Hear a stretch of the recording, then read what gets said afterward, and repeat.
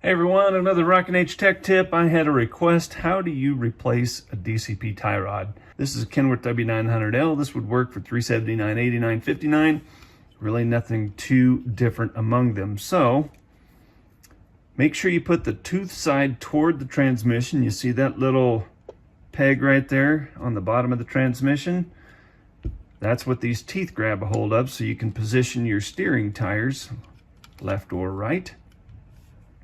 So there's really not a lot of magic to it. I take my tweezers and then fish that, open the hood of course, and then start putting your tie rod in that space right above the transmission.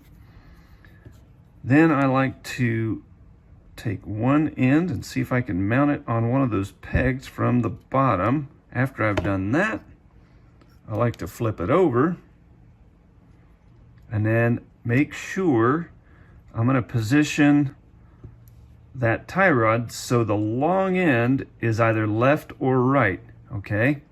So I have the passenger side hooked down there, right here. That is on that tie rod. The tie rod is on this little peg on the passenger side. Then I'm going to turn it all the way to the right.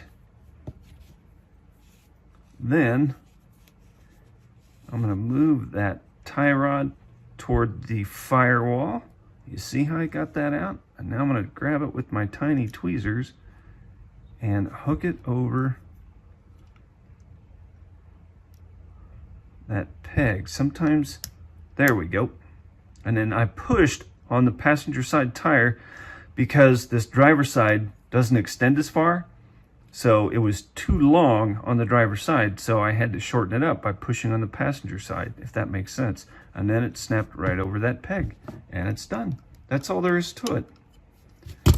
If you need any other help with DCP tutorials, let me know. I'm always looking for videos to shoot to help you guys do smart things and make really kick-butt models. See ya!